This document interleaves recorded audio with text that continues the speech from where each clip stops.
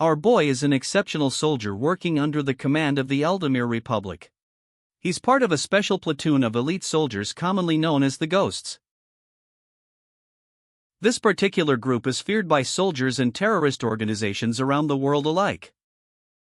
After all, they're called the best special forces for a reason. Among them is our boy, an exception even among these already exceptional soldiers. Bro is a literal war machine. His name alone makes people shudder with apprehension. That's also why he's been given a nickname that perfectly fits his personality, known as Mr. War. His exploits earned him not only admirers but enemies too. Enemies who want him dead. And eventually he met his tragic fate. He was shot dead. With all the glaze I just threw at our boy, it wasn't just hot air. There's really no enemy born who can take down a beast like him. He was actually betrayed by the people he once considered comrades. He executed one particular mission with such finesse that he alone wiped out the entire enemy force. Of course, this didn't sit well with his greedy Captain Beck, who wanted to be the center of attention. So the poor guy was eventually killed, cold-blooded. Even while dying, he couldn't believe he'd been betrayed. The image of a particular woman, Sophia, flashed through his mind before his mind. As soon as he blacked out, he immediately opened his eyes, only to find a rotten corpse ready to make. But he pushed the corpse aside, only to find himself lying in a pile of corpses surrounding him.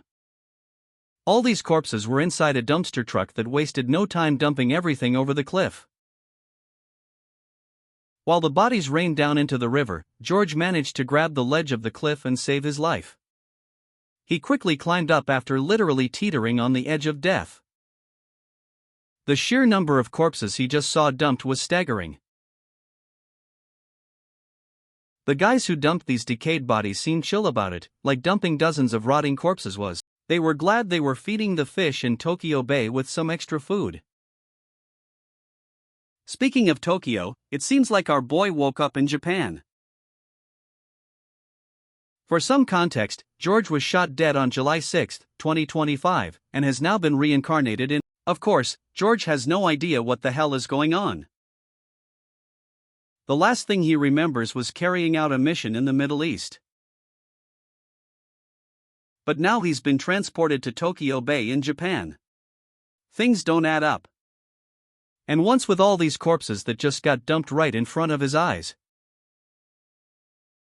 A while later, he can be seen sprinting through a dense forest in his hobo get-up. Though just this quick dash has him panting heavily, like he ran a marathon. Seems like his current body doesn't have the durability and endurance it once did. As if on cue, his belly begins to rumble, craving some grub to supply his brain and muscles. Later, he manages to find bamboo that has enough water to keep him hydrated for the. Sitting atop a tall tree, the bird's-eye view helps him locate a small settlement of a few hundred houses. Calling it a slum instead of a town would be way more appropriate. George walks around the dirty streets to assess his situation. From what he gathered, this place is located around Tokyo Bay. But if he thinks about it, a disgusting slum like this isn't typical for Japan. Suddenly, his eyes land on something shocking. He isn't the same person he used to be. This body isn't his. To make things even more complicated, someone calls out to him from behind, calling. George's survival instincts kick in, and he immediately grabs the unknown figure who dared to put a hand. Since this person looks unarmed, it's safe to assume he's no threat. So, our boy lets go of the grip he had on the guy. Not to mention, this unknown person might be the one who can answer all the daunting questions clouding George's mind. First of all, George lets it sink in that his name is Michio in this life. Or at least, that's what this unknown person says. My guy calms down, apologizes for the rough behavior he just showed, and extends a hand. The friend is relieved to see our boy doing well, especially since he took a brutal beating recently. Of course, Michio doesn't remember facing such unpleasant situations. The friend mentions the name of the bastard behind their misery, Zaha. Before the friend can elaborate, the root of terror arrives right behind them, as if summoned by their terrible fate. My scumbag detecting senses are screaming that this dude is your average buff gorilla who thinks he's the main character. This bastard overheard the purple-haired guy mentioning his name, and he isn't happy that these two dared. How dare these mere minors show such insolence? They must be punished. This gorilla balls up his fist and throws a devastating punch squarely on the poor guy's face, who didn't even. The impact sends him skidding backward. Even though the bastard channeled all his frustration into that single punch, he still seems unsatisfied and wants. He grabs the poor guy by the hair and reminds him of the rules that only favor this bastard. And if anyone objects, they'll only be granted a spot in the grave. Unable to bear more, the scummy friend pins everything on Michio, claiming it was our boy. Somehow, this scummy friend manages to convince the gorilla, who is now about to make Michio his next target. He yanks the scrawny dude away and confronts our boy. He expresses surprise seeing our boy standing in one piece, as he wasn't expecting him to survive, at least not. My guy remains indifferent, no matter how aggressive this ugly gorilla may seem. He's so expressionless that even the gorilla can't help but notice. And that only tempts this bastard to beat our boy even more. Even then, my guy stays cool as a cucumber. No apprehension at all on his face. Eventually, the bastard's ego gets the better of him. And he swings a punch at our guy, who just lets the swing zip right past him. This bastard is all brawn with barely any brain behind that swing. In fact, Michio can tell this dude is just an amateur who doesn't know what he's doing. Usually, my guy refrains from fighting civilians. But since he's under attack, he's got to do something to keep his self-control. Bro flips his switch and goes from a normal teenager to the next Mike Tyson. First, he ducks precisely and lets the fatty's punch fly over his head, then follows up with his own attack. It's a devastating blow that really scrambles the bastard's brain. While he may have survived physically, mentally his ego is bruised beyond repair. The only reason this bastard didn't get his head popped is because the body our boy is in.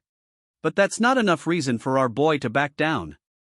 He charges right back at the bastard. First, he slides to the fatty's left to avoid the incoming hit, then plants his feet and lands. Shards of broken teeth fly everywhere, and blood gushes out of his mouth. He isn't the main character after all. This is just the trailer, and Michio's more than willing to deliver the rest of the movie if this bastard. If not, then Fat Tai can go. Squabbling with amateurs isn't his style. With those bruise-hurting words, Michio turns on his heels, thinking the fight's over.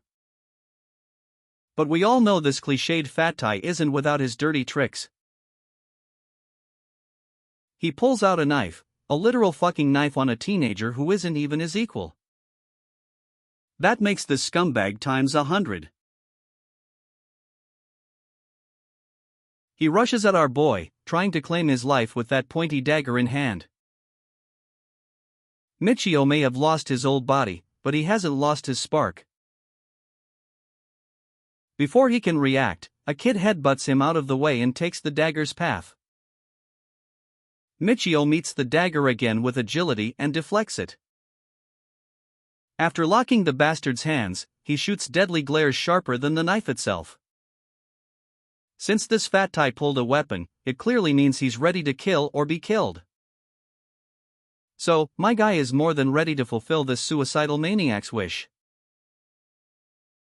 He hits the bastard over his collarbone, and after tripping him down, slam dunks the bastard who's. The kid who risked it all is left with his mouth wide open, unable to comprehend what Michio just did.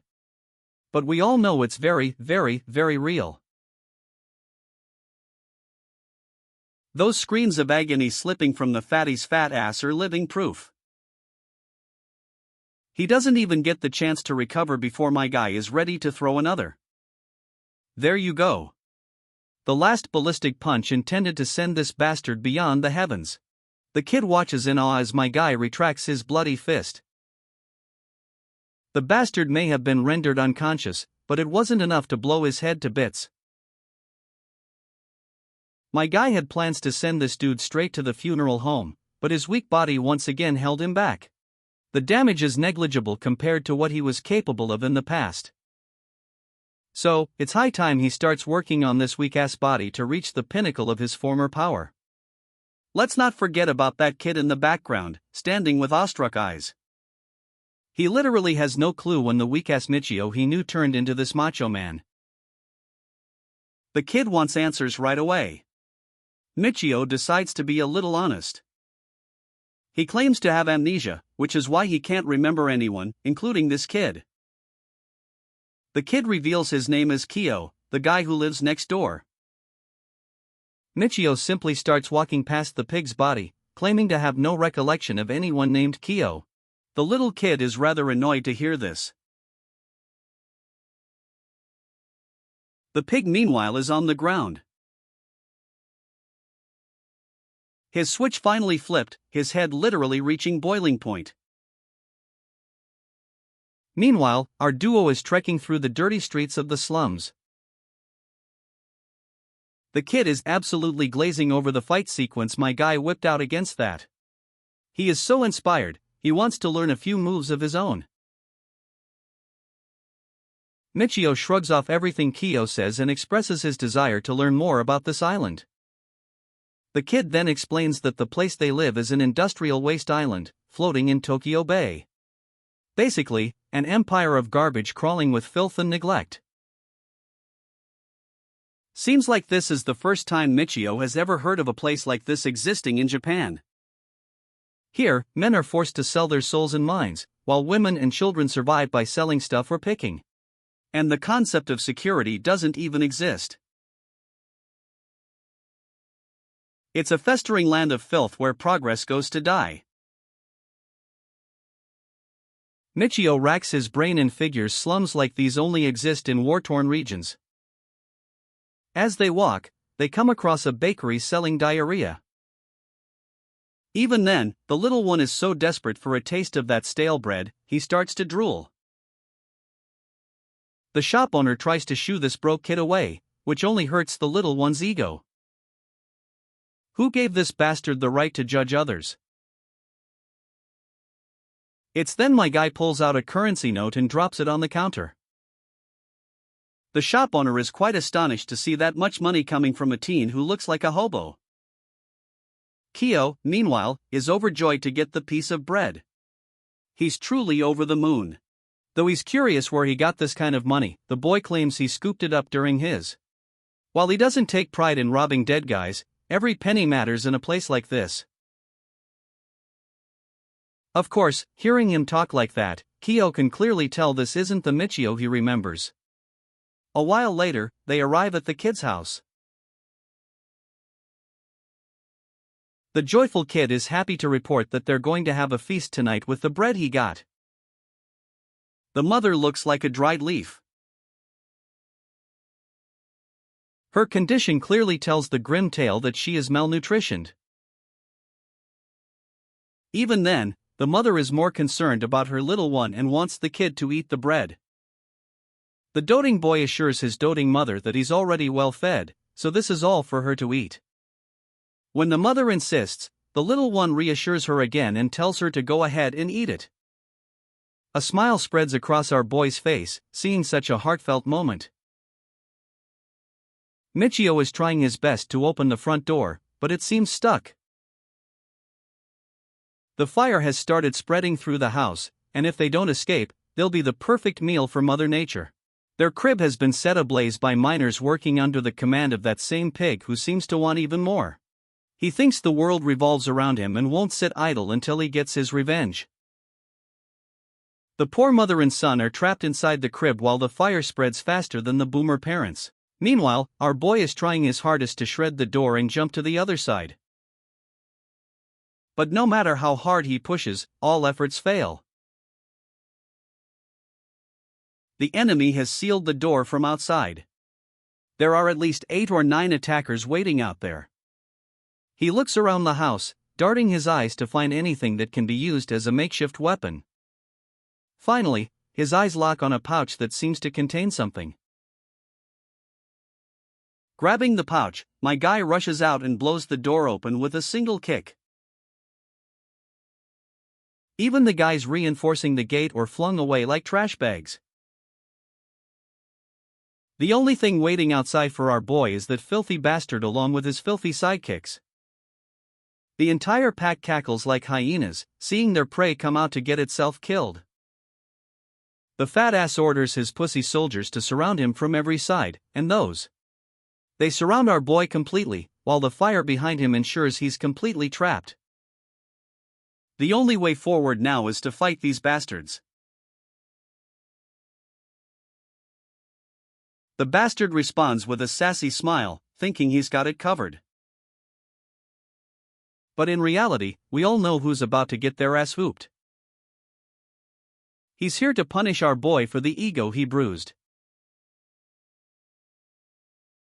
And the only appropriate punishment for that offense is a death sentence. Very well then, my guy is once again ready to evaporate the last bit of dignity this pig had. The mother and son duo are in the background, struggling to breathe as the harsh smoke penetrates their lungs. The kid calls out to his friend Michio, who responds and gestures for them to run as soon as they get the chance. The battle starts with one of the punching bags running straight toward his doom. The bastard thinks having a weapon in hand automatically means a win against an unarmed opponent. But little does he know he didn't see this sack of rocks hitting his head hard enough to take him down for good. The spectators, along with that fatty, are left with their jaws hanging. It's actually the same pouch Michio swiped before leaving the crib. Using the pouch, he whipped up a makeshift weapon made from cloth and small stones. It's one of the techniques my guy calls blackjack. This baby packs a punch if used right. When spun to build momentum, it can easily shatter a skull on impact. It might seem like a cute, easy-to-make weapon, but it's just as deadly. The other goons haven't figured out the kind of trouble they're in and recklessly charge at. But my guy plows through the enemies, decimating them one after another with that weapon of his. A perfect skull smasher, if you ask me. Just like our boy promised, all the confidence that bastard had is now evaporated.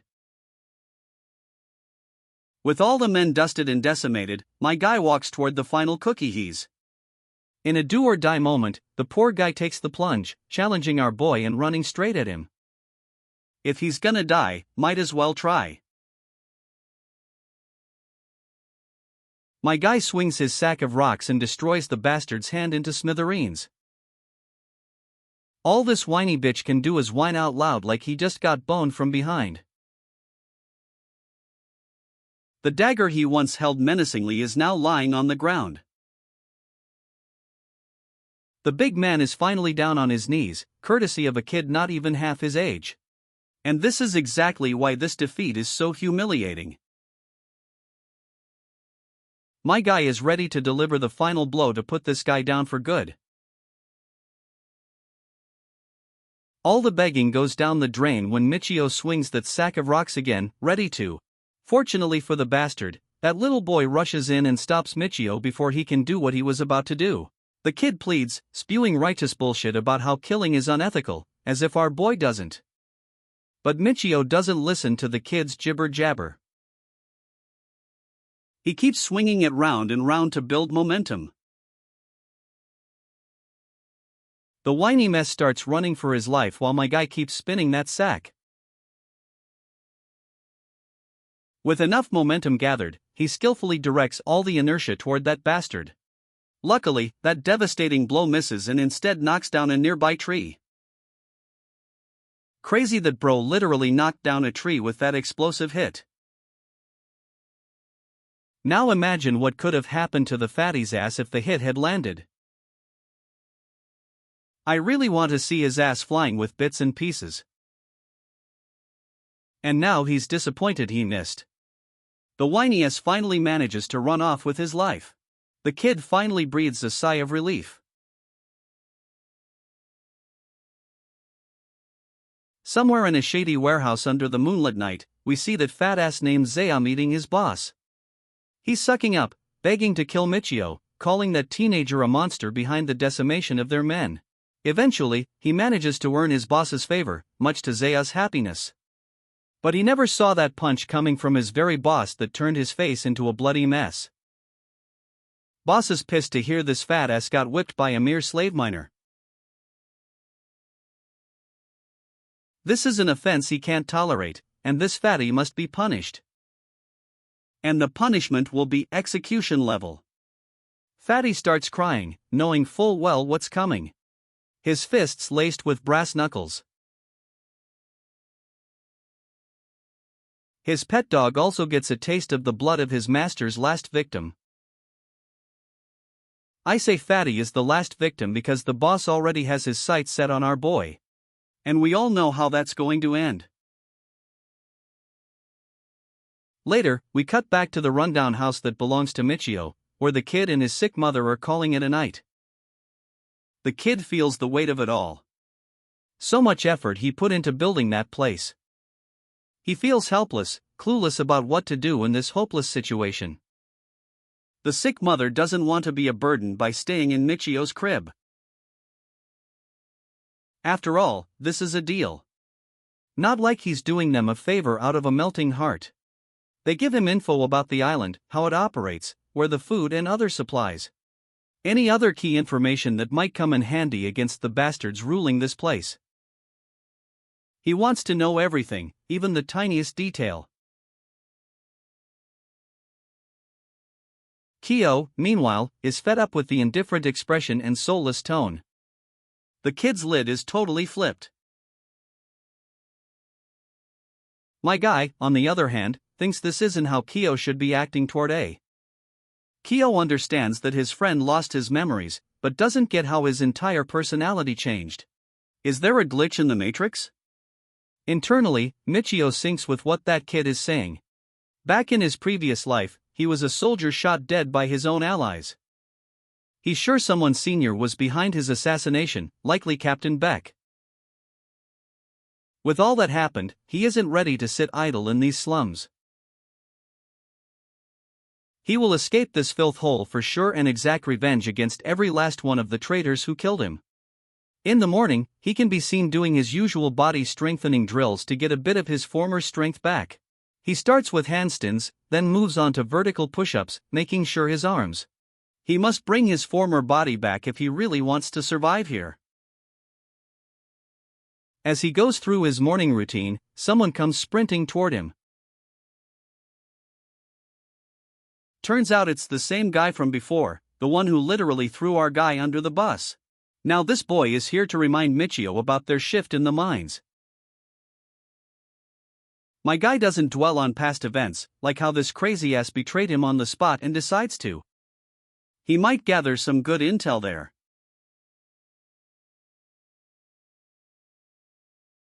Among them is our boy, and a few of those goons he beat pretty hard yesterday. They start shaking when they spot our boy and the crew. The boss finally bellows with an urgent announcement. Zeha, supervisor in charge of Team G, is dead. This news hits like a wrecking train, shocking everyone, especially Zeha's former lackeys. With Zeha out of the way, the boss appoints number 8 as the new leader of Team G, the same guy who. Of course, this pussy has a hard time digesting that he's now taking the seat of the guy he feared most. About the mine, slave miners are forced to do physical labor from 7 a.m. They work deep inside the tunnels under harsh conditions. The brutal, unforgiving workplace causes many health problems, especially for people. It's hard for them to keep up.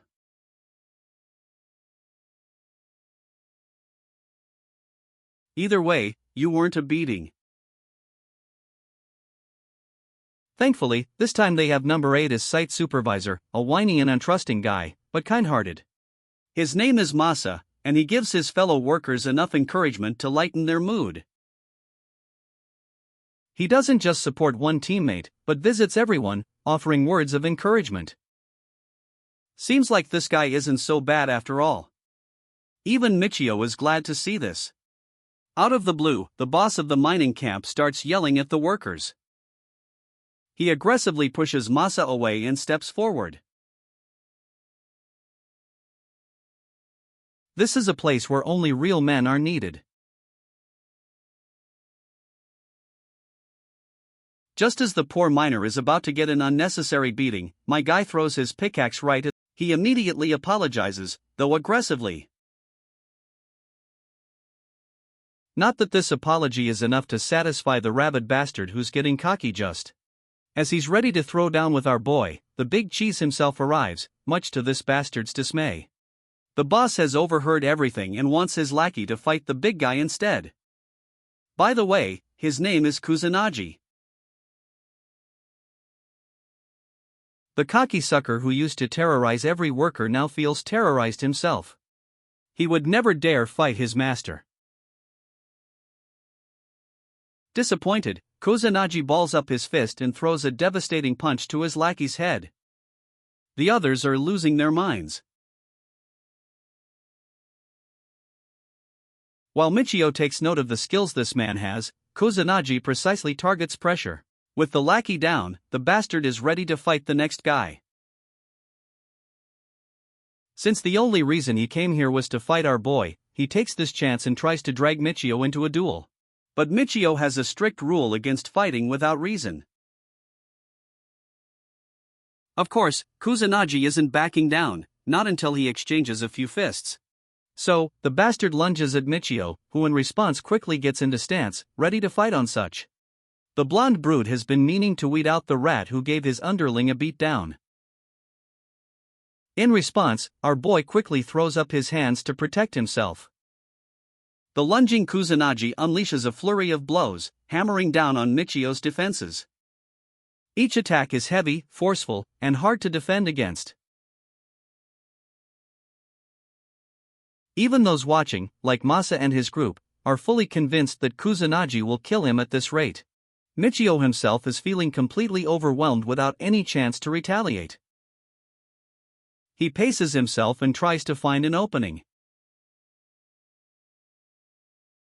He can't help but admit the professional fighting ability of his opponent, who is.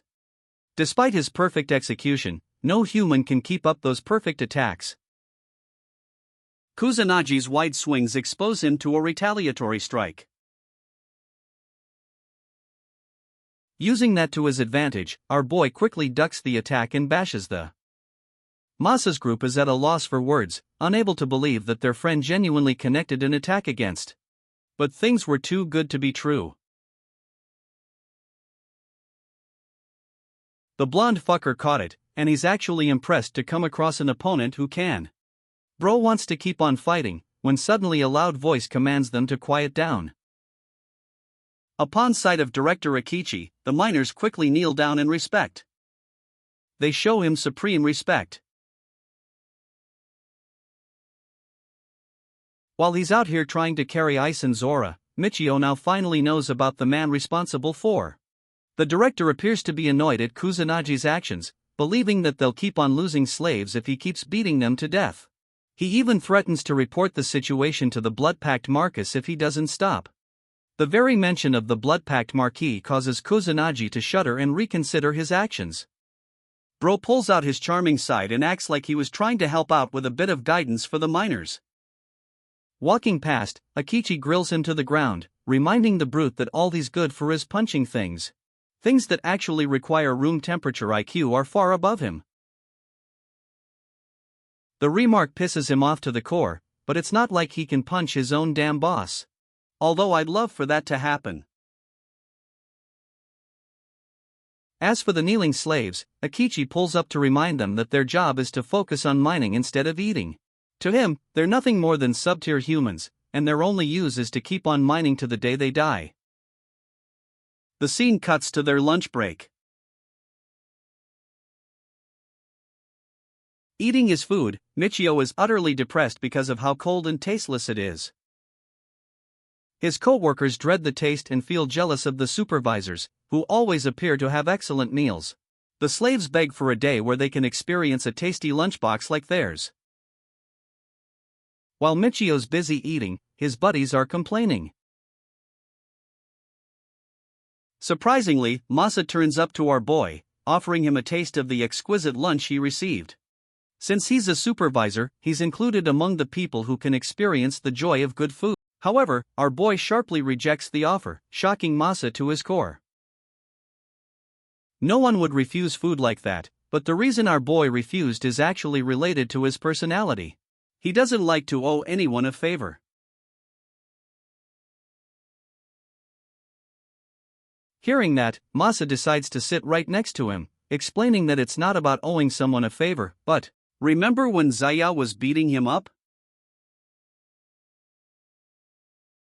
That's why this is his way of redeeming himself, and he can't go on thinking that he betrayed someone. Realizing that Masa is actually a good guy, our boy smiles and decides to. He takes one piece of chicken and puts it in his mouth, believing that it should make up for one lie. But that's as far as he's willing to go with Masa's lunch. And while Masa is busy admiring Michio's actions, his houndish friends pounce on him from the back. Deciding to give up, Masa shares one piece with both of them, showing his consideration for his men. Their break is short as a superior comes along and roars at them for enjoying themselves too much. He orders them to quickly return to their posts and carry on working. Experiencing a proper workday, Michio realizes that these slaves are practically worthless in the eyes of. They do an incredible amount of work without proper food or breaks. The effects of having such a rigorous schedule takes a toll, as one of the men topples down, having. A concerned Masa quickly comes over to check on his condition, hoping to help the man. But that's when one of his superiors comes along, ordering him to move aside. Then he kicks the man's body, flipping him over to check his pulse. The man is dead, and without even offering him a prayer, the superior roars at Group G to quickly dump there. This is the life that these guys are living. Masa's body quivers as he weeps genuine tears for a fallen human. He doesn't want Michio to burn himself to death like this guy. But what good will his advice do? The managers didn't care and still forced the miners to experience intense physical labor. That's right, not even the death of their own teammate can allow them a window to catch their breaths. Michio comes to grips with reality. At long last, the excruciating day comes to an end with the manager ringing the bell. Masa can barely hold his own body together and celebrate the sight of completion. Michio, on the other hand, appears unbothered. Like he didn't even go to work yet. He tells his friend that he's used to experiencing this kind of physical strain But Masa can't believe it. He's starting to question if Michio is even human at this point. The manager roars at them to stop their pointless conversation. By the way, at the end of every day, the workers are forced to strip.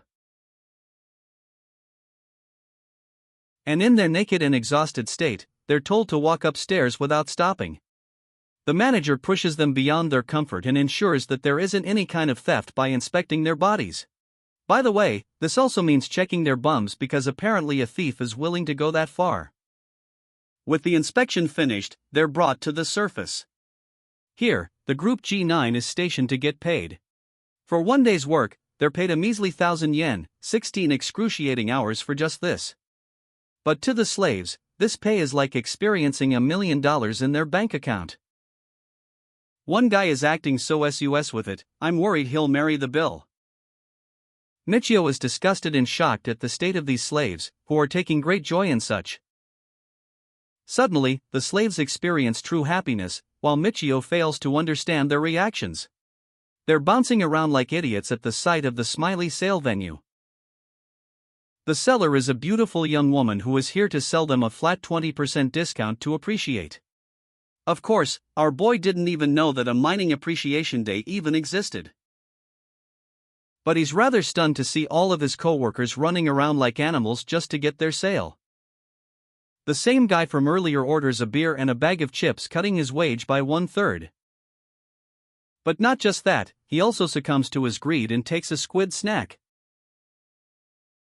Just like him, the rest of the slaves start going crazy, causing the lady to tell them to quiet down. The slaves quickly get drunk on beer, experiencing a rare joy that they'd never be able to feel otherwise.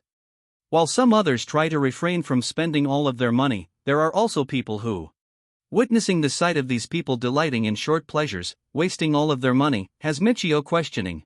Even though they were being treated like dog shit a moment ago, these same slaves suddenly feel at the top of the.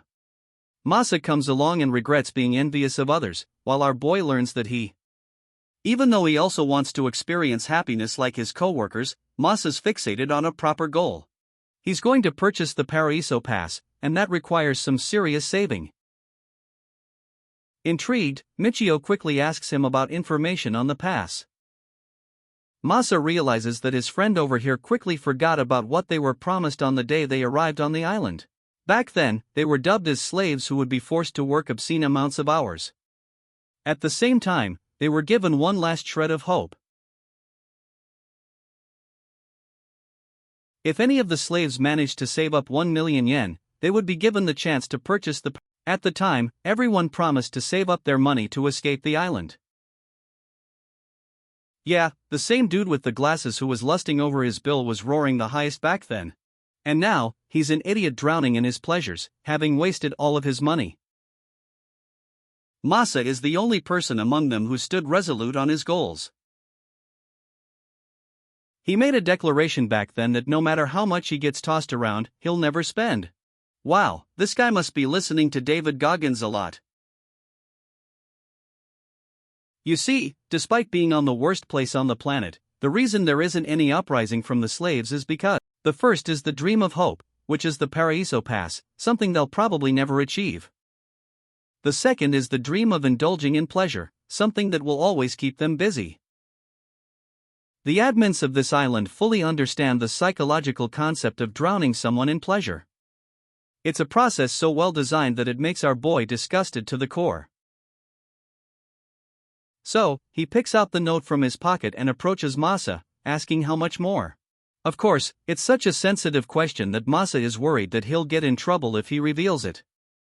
However, Michio's serious about his intentions and assures the guy that he doesn't. In fact, he surrenders his own wage to Masa's cause, believing that a guy like him could at least escape. In the next scene, we discover that Masa's incredible savings are only 60,000 short of his goals. Now, adding the fact that his savings will be doubled from now on, Michio assesses that Masa will be able to purchase the. Even though he appreciates the gesture, Michio's friend has no idea why someone is. Our boy assures him not to worry, as he's doing it for his own sake too. But even more important than that, he checks out the situation of the ocean and asks if there are any docks. Masa flails his arm and invites Michio to take a good look on his own. There's genuinely nothing that can help them as the island is surrounded by cliffs. At the same time, Michio's intrigued by exploration and tries to get down to take a closer look. His friend quickly hovers over to warn him that attempting to get off the island is a. Hilariously, our boy refuses to believe that there are still laws governing a hellish island such as this. As he's climbing down, Michio hears a sudden sound. He looks around until he finally catches sight of the worst thing imaginable. And not just any drone. This thing is military grade of the highest caliber. Quickly, Michio tries climbing back up, while his friend fails to comprehend why a drone popped out of nowhere. The moment Michio climbs back up, he roars at Masa to start fucking running. The idiot has doubts, but then a bullet grazes his face, making him realize that our boy really isn't. Both of them start running like their life depends on it. Masa's out here screaming at the top of his lungs while our boy is hilariously telling. The drone fires a barrage of bullets, but in typical main character fashion, they all. Michio takes a peek at the drone and quickly identifies its exact model as the SG. This machine fixates on a moving target and doesn't stop until the target is executed. The thing won't stop chasing you, even if you somehow stole Andrew Tate's Bugatti and ran with it. Nicknamed the Mad Pursuer. This drone is such a murder machine that it made hardened soldiers on the battlefield tremble in fear. Our boy realizes that they can't keep running forever, so he changes direction and leads the drone into a dead end. Even Masa thinks it's a bad idea, but the best he can do right now is rely on Michio's plan. Sprinting full speed, they force the drone to follow them by also changing directions and heading into the thick forest. With its godlike tracking capabilities, it catches up to them in no time, while Michio's out. Unfortunately, not everyone's got his superhuman stamina, especially not if they've just gotten off there. The situation is tenser than ever. They're starting to fatigue, and at this rate one of the bullets will shoot them down. But then an idea clicks in his mind. Michio sees an innocent little mouse on top of a branch and figures that this is their ticket to cheat death. Without wasting time, Bro equips the mouse into his inventory and starts bolting ahead. He instructs Masa to stop moving the moment his countdown is finished. Exhausted as he is, Masa thinks it's a terrible idea to stop in front of a machine that's going to leave more. Ignoring Masa, our boy initiates his countdown as he races on ahead. The drone continues to rain down a barrage of bullets against them. Until finally, our boy signals the end of his countdown. Entrusting everything in this one opportunity, Michio grips the mouse in his hand. Then he throws the poor little guy against the drone, causing it to reassess its target's location. The drone quickly adjusts and spots the escaping mouse. Locking down on its target, it sends a swarm of bullets that inevitably result in the EFS in the chat for our fallen soldier. But thanks to that window of opportunity, Michio and Masa successfully escaped an encounter with death. The drone is still here, by the way. It's just that they've got to wait out its detection phase. The drone tries its best to look around, to trace its target, even going right up in Masa's face too. Michio on the other hand is mewing so hard that his body refuses to move even a single muscle. The only problem is the sweat dripping down his face. Luckily, its noise is so insignificant that the drone fails to pick up on it. In fact, it changes its direction and deems the execution as complete. It was a close call and our boy knows it too. He helps out his friend and explains that the murder machine they were up against just now is a drone. Its singular purpose is to kill without mercy, and the killing is so ruthless that it fails to differ. The model was considered defective and brutal, so much so that it never saw its use in war again. Masa is seriously shocked at the idea of using such a drone on the battlefield. As for our boy, he's lost in thought, not knowing why a ruthless killing machine is being used on this island, especially. This island holds more mysteries than he thought. Raising the question if the Adlamir military is somehow connected to it. After a near-death encounter with the drones, Michio finally returns home. Right away, the little kid is excited to see him alive. He seems concerned that it took Michio a while to come back, but the kid's mother reminds him that he should. An intrigued Michio walks up to see what's cooking and discovers that it's a specialty stew that Kyo's working on. Well, from the looks of it, you can hardly call it a specialty dish. But to Michio's shock, the kid describes this meal as a fancy treat because of the leftovers they received. Yes, leftovers and yes, fancy. Without further ado, it's time to dig in and test the skill of Midget Gordon Ramsay.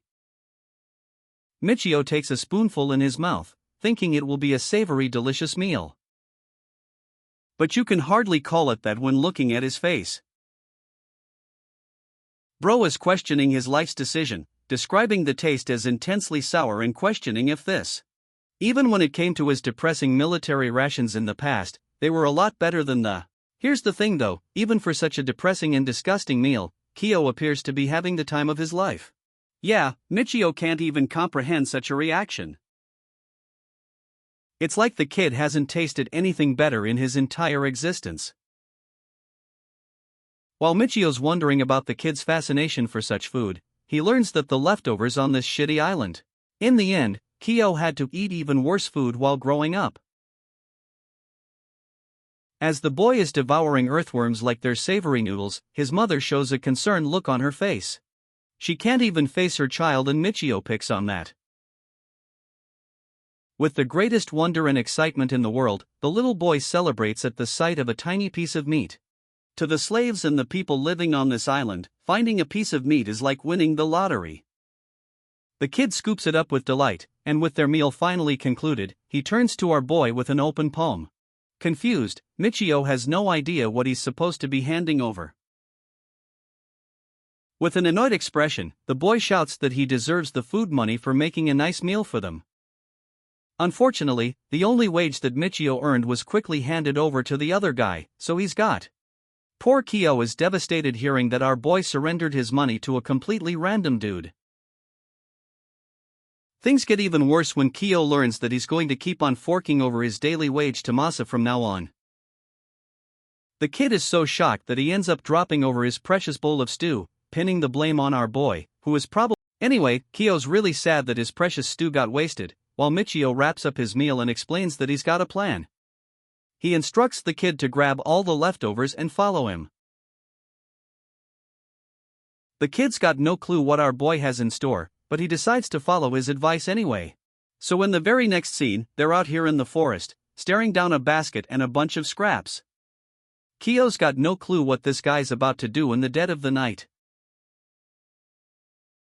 Surprisingly, Michio uses the bowl of stew and flips it over on the ground.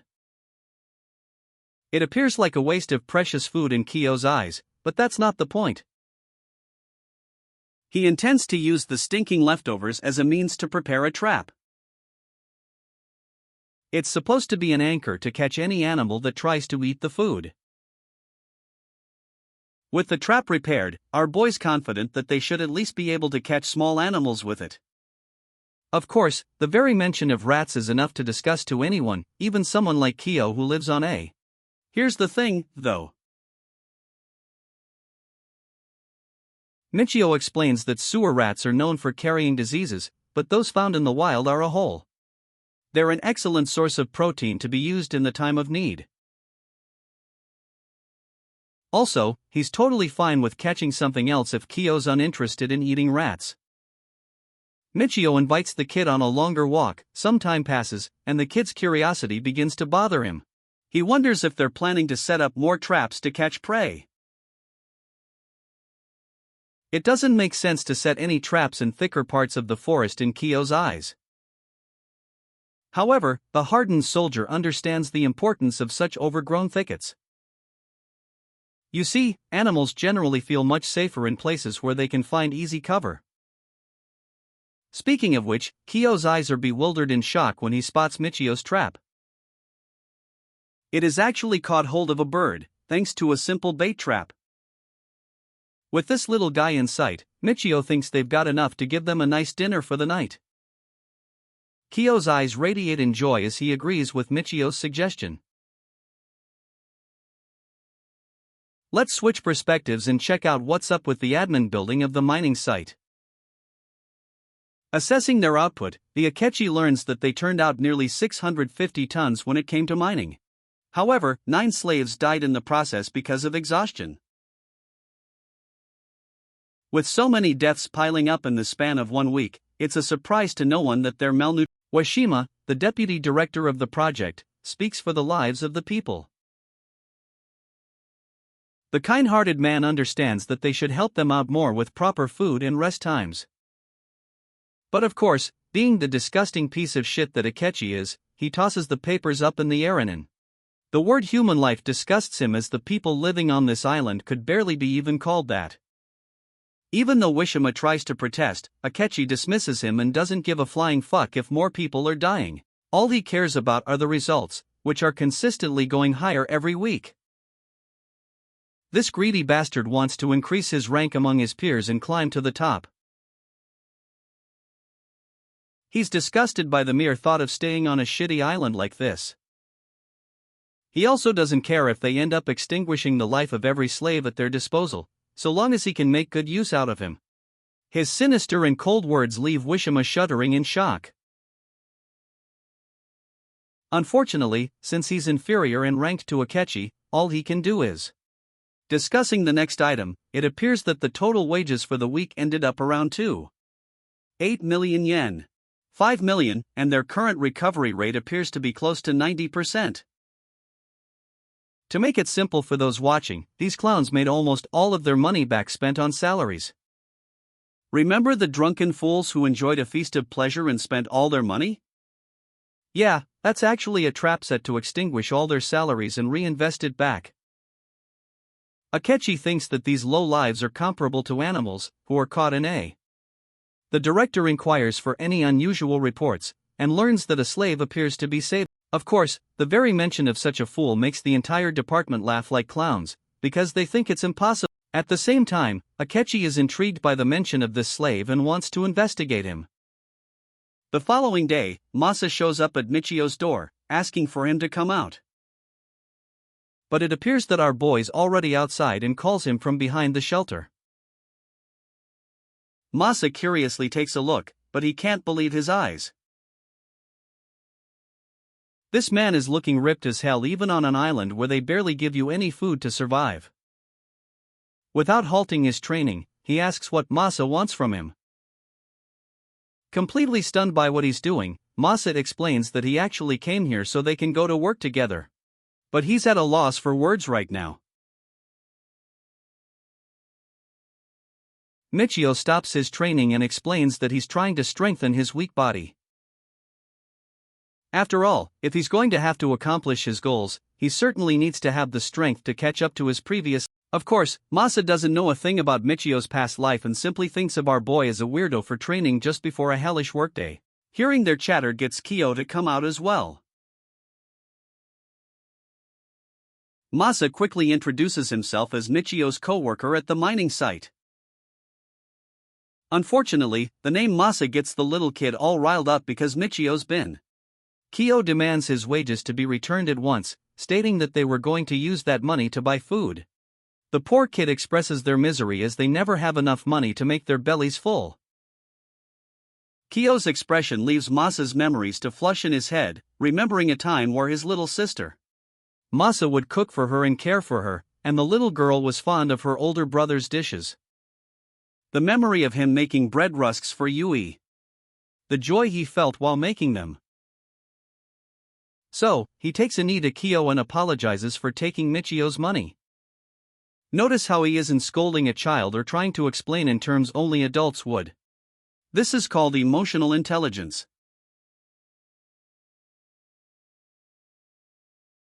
To color a new experience for Kyo, he tells the boy that he'll bring a gift next time so they can forget this moment.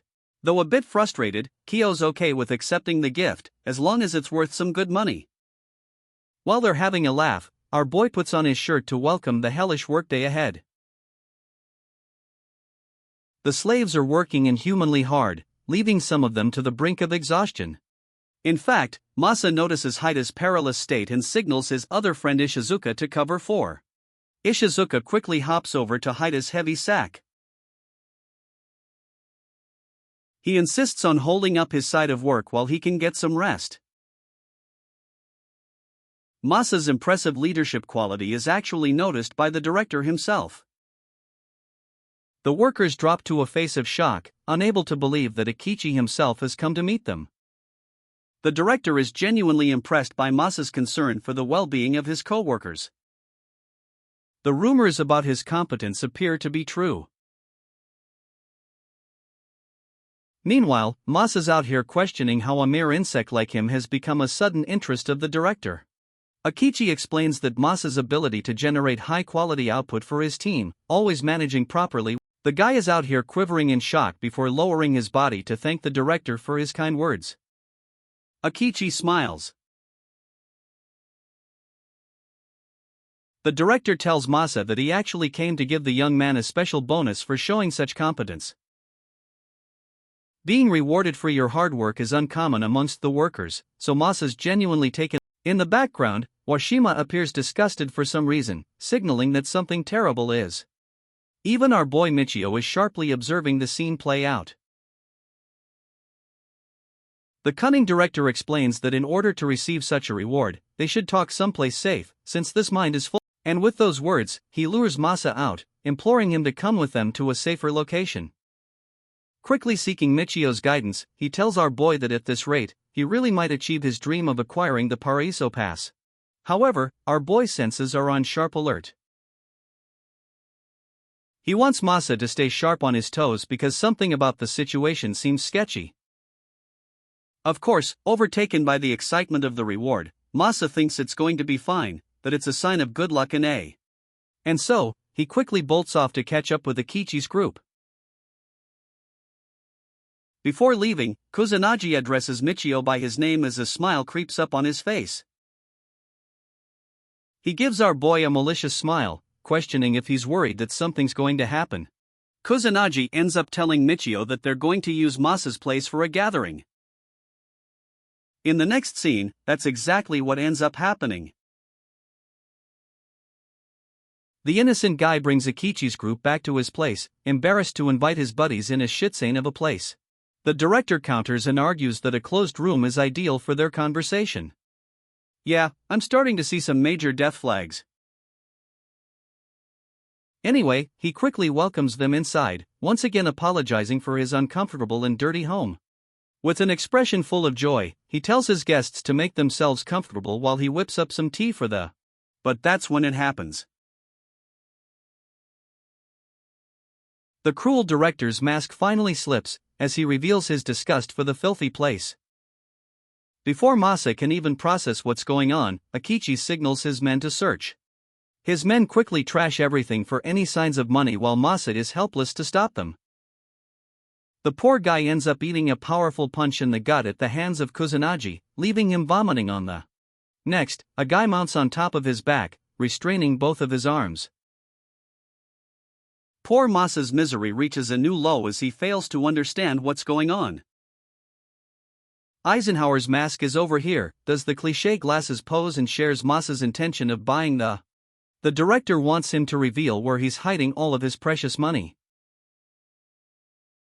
The poor guy is at a loss for words, until the brutal director grabs him by his hair, treating. The merciless Akechi assures him that if he doesn't reveal the location of the money, he'll. Poor Masa realizes that the special bonus bullshit has been a lie all this time. While the director feels disgusted by his low IQ, reduced to tears in a pathetic state, Masa pleads for mercy. However, Akechi doesn't like wasting his time and bitch slaps him into the ground. With the slave refusing to comply, the director orders his men to execute the next phase of the operation. A pliers gripped in his hand, the man approaches the defenseless Masa, who. The man shoves the tool right in his mouth, fixating its grip on his frontal and scissor teeth. Mercilessly, the man starts pulling his tooth while Masa grovells in pain and tears, begging for them to stop. The psychotic director ignores his cries and orders his men to finish it. The result? A tooth pain comparable to your average visit at the dentist's office. Blood spews out of his mouth as Masa loses his mind in shock and agony. The director reminds the slave of his position and what he said earlier. If Masa had simply given up the location, he wouldn't have had to endure such torture. Akechi is more than thrilled to do it again if Masa refuses to talk, with every refusal resulting in. In the next scene, we get to see the sight of the workers who have just concluded their workday. They're talking about Masa and how he and the director vanished off for a long time. While some are speculating that the chief of the operation has taken a real liking to their. He sees the deputy director Wachima returning to them, but with a look of disappointment and sadness on him. Curious about what happened to his friend, Michio asks for Masa's condition. The deputy director does his best to feign ignorance, acting like he doesn't know shit. But Michio bites back, countering that he knows these guys are scheming something behind. Wachima wasn't expecting to get confronted and put on the spot, but for Michio's safety, he lets. He doesn't want him to investigate deeper if he values his own safety. The advice frustrates our boy, but unfortunately, there's not much he can do in this situation. And so in the next scene, we realize that Masa's brutalizing torture still hasn't ended. No, he's lost most of his teeth and can't even say a thing without wailing in pain. Seeing him grovel in the dirt, Akechi advises the slave to stop resisting, or else he'll never be. Mouthing what little words he can in his pathetic state, Masa roars once more. His persistent attitude pisses off the director even more, forcing him to prolong. Masa loses yet another tooth, but here's the absolutely terrifying part. This time, his captors push the same sharp tooth right up into his gums, causing a searing amount of pain. Having placed the tooth back into where it was, Akechi smiles. The director's methods of torture appear to be clear. He's going to make sure the slave loses all of his teeth, and then he's going to make his men plant. This psychopath sings to the tune of extraction and reimplantation, as Masa continues to lose his teeth. They've made a complete mess of his mouth, with no mercy or plans of stopping in sight. Truly, he was dealing with the most abominable humans on the planet, the ones that took great enjoyment in the same song continues as the director takes great ecstasy, which is tragically contrasted by Masa's. With yet another session of torture concluded, the director wonders if the slave has finally died. Masa's face rests among his chipped teeth. The only thing comforting this young man are the sweet memories of his sister. That freedom, that joy, that future is the reason he has held on for so long. In fact, he plans to keep going, promising never to give up, because Masa is willing to do. Back at home, his little Yui had some medical problems, requiring surgery. The surgery was a success, but it left his sister sad for her brother's money. Masa didn't let her feel a thing, and told her he'd gotten a new job, and that he was going to make sure to earn a. And that's why, despite being at the lowest point of his life, having suffered an unfathomable pain at the hands of, he doesn't want his sister to be all alone. I have to stop and admit one thing. Masa has just become my favorite character, even more than Michio. The director is starting to reach his limit. He can't believe that a mere slave is out here putting up a fight and still acting tough in the situation he's in. In response, Masa still doesn't budge and maintains his story. He has no money. Akechi is starting to run out of options, until Kusanagi decides that it's a good idea to step in. The first thing this meathead does is kick his own men.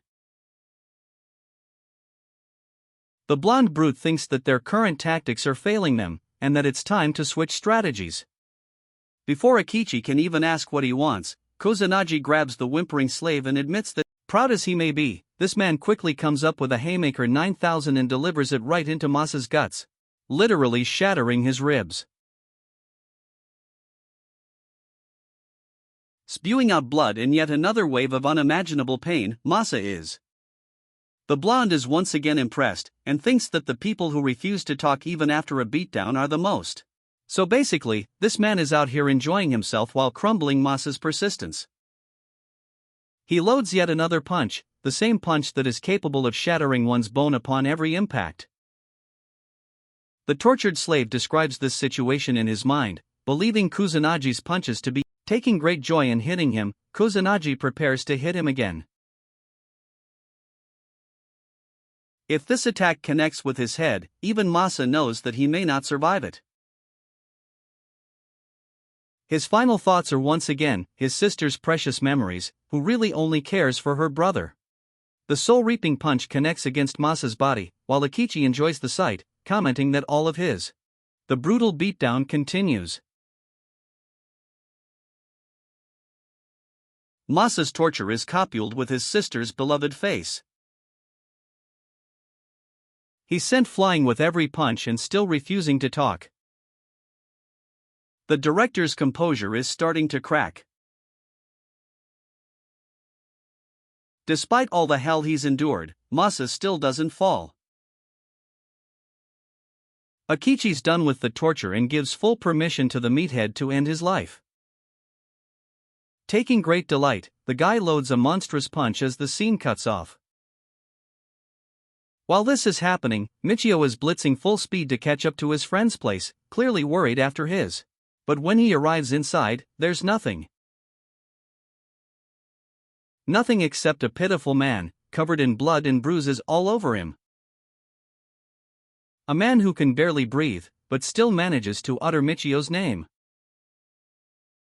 Michio's appalled to see his friend in such a condition and holds him in place. Thanks to his military experience, he fully understands the dreadful condition Masa is in. This kid has fractured most of his lower ribs, and even his breathing is at an. This is bad news, especially when there's a chance of a rib piercing one of his lungs. As for his face, Masa appears to have nasal and eye socket fractures all over him. There are painful stab wounds inside his gums, and clearly no teeth to be found. I think Michio's hopes for his friend's life are slowly withering away. Just like mine when I see Masa in such a state. Weak pulse coupled with such traumatic injuries, it only leads to one question in our boy's mind. He's dying to know what kind of humans continue to torture someone to such a condition. Despite his state, Masa strings together a bunch of sentences and feels sorry for not following Michio's advice. In the end, they really were after his money. He protected it with his life. All that determination barely matters anymore, because the money is useless too. So he makes a noble decision to entrust every last penny to his friend Michio. But because of Michio's personal beliefs, he doesn't like to be owed favors. In fact, he's got hope in his friend's recovery and wants Masa to use it to help himself. However, it appears that Masa's spirit has already accepted the cold hard reality. He's dying in his friend's arms. And if he doesn't hand over the amount to the one person he trusts most, all of it will be for nothing. And so Masa reveals the location of where the money is stored. It's a marked tree, and just next to it, the money is buried underneath. Masa fully understands that he's working night and day to acquire this amount. The fact that he's entrusting it to Michio means a lot. The only thing he asks in return is for Michio to find his sister once he's off the island. The mention of a sister surprises our boy. Even in death, Masa can't help but rejoice in the memories he shared with her. Of how she cut up her favorite skirt just to give her brother a present for working so hard. I can hardly imagine anyone smiling after the torture Masa went through. But he still happens to experience happiness, knowing that Michio will find her and help her. However, our boy doesn't feel certain in his chances and thinks that it's a promise far above him. Masa succumbs to dread and screams at him in denial, begging and pleading with him to take care of Yui Hongjo, his one end. And when he finally meets up with her, Masa wants Michio to deliver a message that her older brother. Saying those words, Masa's body goes limp, his spirit breaks, and he goes off to eternal rest. I've only known this side character for a few chapters and my respect for him is through the roof. Like this video if you feel the same. Michio is burdened with ensuring a proper send-off for his dear friend. He closes his eyes and embraces the moment with courage and silence. In every tear that Masa shed, a memory of his sister remained. A beautiful ending. Outside, Michio takes his friend's body for a proper burial, while someone. Arriving at the same tree that Masa talked about, Michio quickly starts digging up the spot. After a while, he discovers a box inside. He pulls it out and uncovers it, revealing the hard-earned savings of his friend. Michio turns to Masa's body and assures him that he secured the amount. Remember the cloth that his sister gave him? Michio quickly undoes the knot and decides to keep this as a final token to remember his friend. He bands it together around his face, using it as a mask, and thanks his friend for. Just when we all thought that shit would calm down, Akeji and his goons arrive from out of nowhere. They're surprised that Masa endured the torture to his death, losing his life as well as money because now, in the eyes of the psychotic director, it's a fitting end for a bottom-feeding heap of trash. Michio simply stares at him without a response, while Akeji quickly tells the unimportant slave to. Our boy gets up and gives this scumbag the meanest side-eye I've ever seen, refusing to give up the amount. The director sees Michio as nothing more than just another foolish slave. He tells his men to quickly seize the money, believing that it'll be just as easy as last time. 3 dudes quickly lunge forth, thinking their numbers serve them the advantage. But what good are numbers if you're going up against the protagonist? Looking cool as fuck, Michio unleashes a brutal first punch, knocking the wind out of the guy. Excellently maneuvering from the first attack, he follows through with a full combo against the second guy too. The third and final fool tries to surprise him with a sucker punch, but Michio delivers a jawbreaker. The 3 men are immediately put down, as if they were nothing more than children.